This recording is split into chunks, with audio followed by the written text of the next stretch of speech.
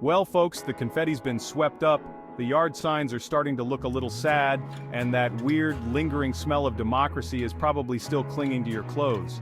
The 2024 elections are over, but let's be honest, does it really feel over? Because the real work, it's just beginning. Look, whether you're popping champagne, drowning your sorrows in a very large bucket of ice cream, or just feeling generally bewildered about what the hell just happened, you can't afford to just sit back and wait. This isn't some spectator sport, folks.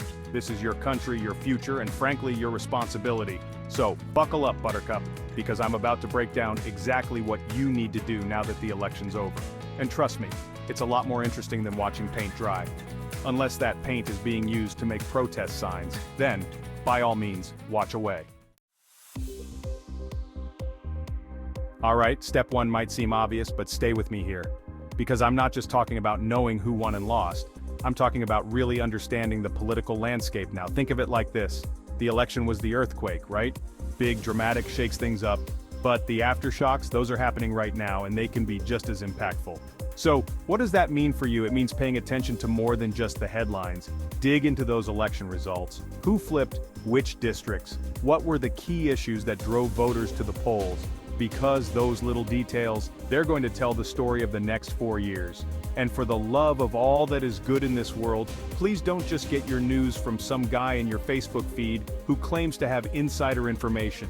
Seriously, look at multiple sources, compare information, and be wary of anything that seems too good or too crazy to be true. Because misinformation spreads faster than a Kardashian relationship rumor, and it can do real damage. Remember, knowledge is power. And in the wild, wacky world of politics, knowing what's going on is the only way to protect yourself from getting completely screwed. But beyond the who's up and who's down, you gotta think bigger picture. What do these results mean for the things you care about? Education, healthcare, the environment?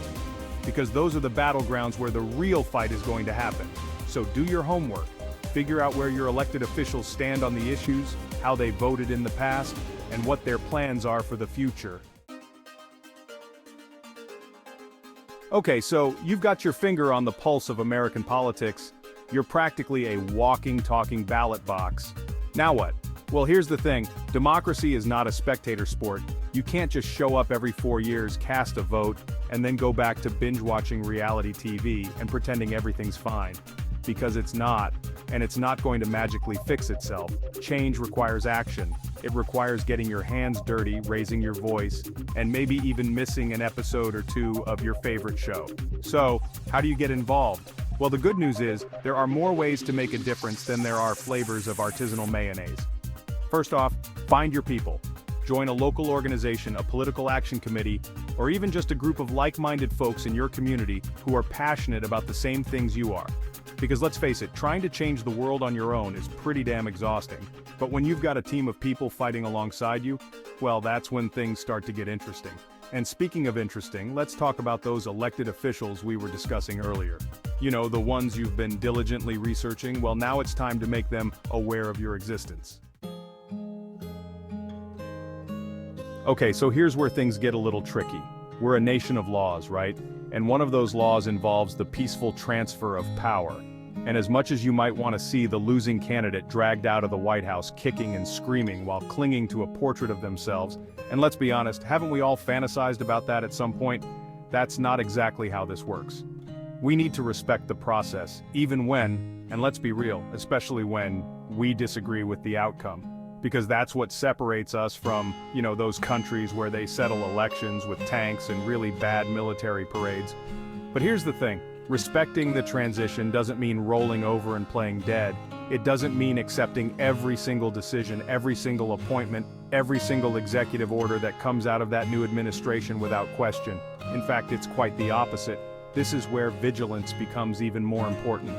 Because while everyone's distracted by the shiny new objects of a new presidency, the cabinet picks, the first 100 days, the inevitable scandals that will erupt when someone realizes that governing is actually really, really hard, that's when the real work begins.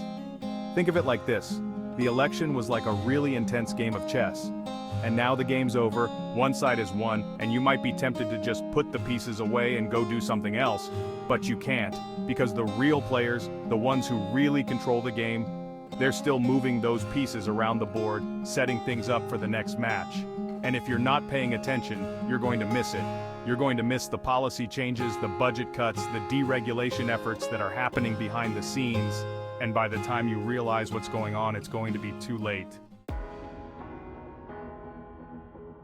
All right, let's take a little break from the doom and gloom for a second, shall we? Because we need to talk about you. Yes, you. The one who's been glued to the news for the past year, the one who's been arguing with strangers on the internet, the one who's been stress-eating their weight in election-themed cupcakes. And look, I'm not judging. Those little red, white, and blue sprinkles are surprisingly addictive. The point is, this election has taken a toll on all of us. The constant barrage of negativity, the fear-mongering, the sheer absurdity of it all. It's enough to make anyone want to crawl into bed and hide under the covers for the foreseeable future. And you know what? That's okay. It's perfectly normal to feel overwhelmed, stressed out, and maybe even a little bit traumatized by the whole experience. So, first and foremost, give yourself permission to take a break. Step away from the news, put down your phone, and do something, anything, that brings you joy. Go for a walk, read a book, watch a movie that doesn't involve any political intrigue whatsoever. May I suggest Penguins of Madagascar? It's surprisingly therapeutic. The point is, you need to take care of yourself, both physically and mentally, because if you're not firing on all cylinders, you're not going to be much use to anyone, least of all yourself. But here's the thing, taking care of yourself isn't just about bubble baths and meditation apps, although those things are great too. It's also about acknowledging the impact that this election, and the state of the world in general, is having on your mental health. Alright, now that you're feeling refreshed, rejuvenated, and ready to tackle the world again, or at least ready to scroll through Twitter without having a complete meltdown, let's talk about where you can make the biggest impact. Because while the presidential election might be over, the political fight is far from finished. In fact, it's happening right now in your own backyard. That's right, I'm talking about local politics. Now, I know what you're thinking. Local politics. John, that's about as exciting as watching paint dry. And you know what? You're not wrong. Local politics can be mind-numbingly boring. But here's the thing. They're also incredibly important. Because while everyone's busy obsessing over who's up and who's down in Washington, D.C., the real decisions, the ones that directly impact your day-to-day life, are being made at the state and local levels. Think about it. Your schools, your roads, your public transportation, your access to healthcare, even the quality of the water you drink. All of that is determined by your local elected officials. And yet, voter turnout for local elections is abysmally low. Why is that? Well, for starters, local elections don't get the same kind of media attention as national elections. They're not as sexy, they're not as dramatic, and they don't usually involve any surprise appearances by Beyoncé or Oprah. Although, wouldn't that be amazing? But here's the thing. Local elections are where you can actually make a difference. Because at the local level, your voice actually matters. You're not just one vote out of millions.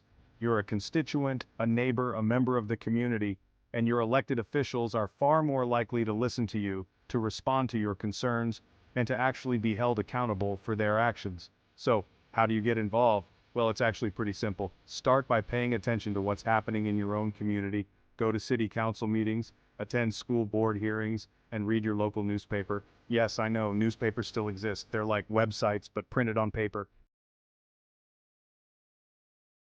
So, let me ask you, what are you going to do now that the election's over? Are you going to sit back and watch from the sidelines, or are you going to step up and change the game? Look, I get it. Staying engaged in politics can feel like a full-time job. It's exhausting, it's frustrating, and it often feels like you're banging your head against a brick wall. But here's the thing, it's also incredibly important. Because the future of our country, the future of our planet, the future of our very democracy depends on it. The battle doesn't stop. The power is still in your hands. So let's make this count.